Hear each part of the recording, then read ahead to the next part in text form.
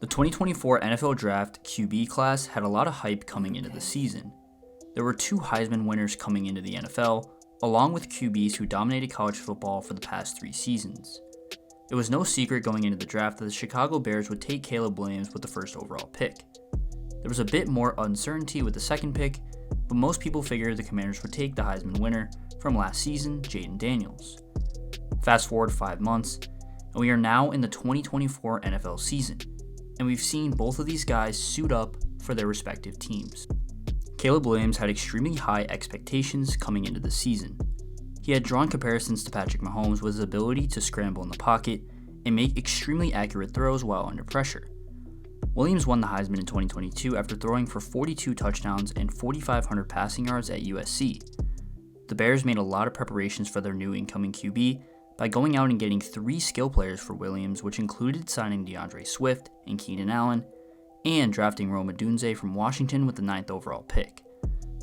In the preseason, Williams showed flashes of his passing and scrambling abilities, making some electric throws, including this one to Rome Odunze.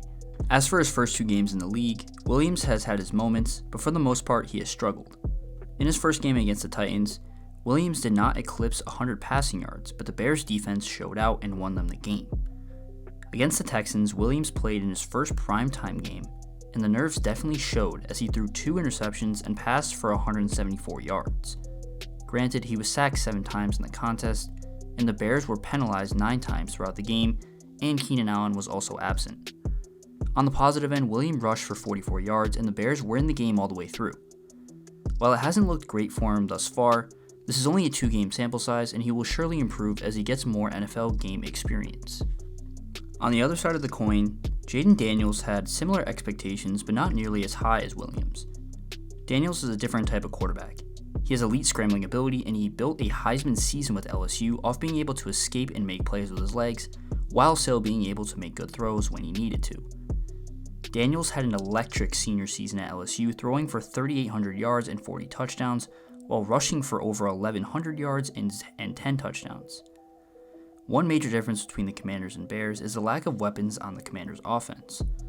Daniels has been put in a tough spot. He does have Terry McLaurin and Brian Robinson Jr., but other than that, his offensive skill players are very limited. The Commanders decided to let go of Jahan Dotson in the offseason, who was a young receiver with a lot of potential. They did draft Luke McCaffrey, the younger brother of star running back Christian McCaffrey, and they did pick up Zach Ertz, who is a solid tight end, but has seen better days. Despite the lack of weapons on offense, Daniels has had a solid 2 opening games in the NFL.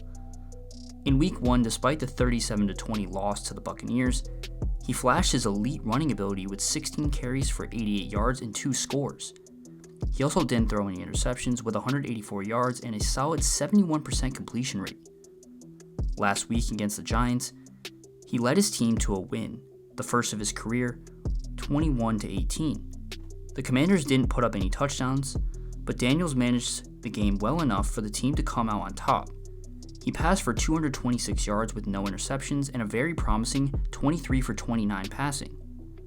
The downside from this game was he got sacked 5 times and took a rough hit that knocked the wind out of him, which worried fans about his risk for injury since he has rushed the ball 26 times over the first 2 games of his young career.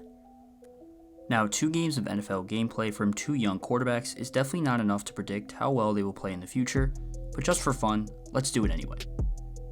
Williams is in a much better situation than Daniels at the moment, but Daniels has outplayed him to this point. Looking ahead, I truly believe both of these QBs will be elite players 5 years down the line. The Commanders will surely get Daniels more weapons, and Williams will continue to develop with all that raw arm talent he possesses. The only way he can go is up. As for right now, who I think will be the better player at this moment in time, I would have to say Jayden Daniels. I think his elite ability to run the ball and confuse defenses will be something that will greatly benefit his passing ability. I think as he shows more and more how much of a running threat he is, defenses will have to account for that, which opens him up to show his underrated throwing abilities. Caleb Williams and the Bears may have more early success, but I think in the long run, Jayden Daniels will be the one with more awards and more winning seasons, barring any major injuries to either one of these guys. Thank you all for watching. I apologize for the lack of videos lately, but we are back, and I'm looking to branch into college football 25 content. If you'd like to see that, let me know down in the comments below. Thank you for watching. Like and subscribe for more content like this. And as always, we'll see you in the next one.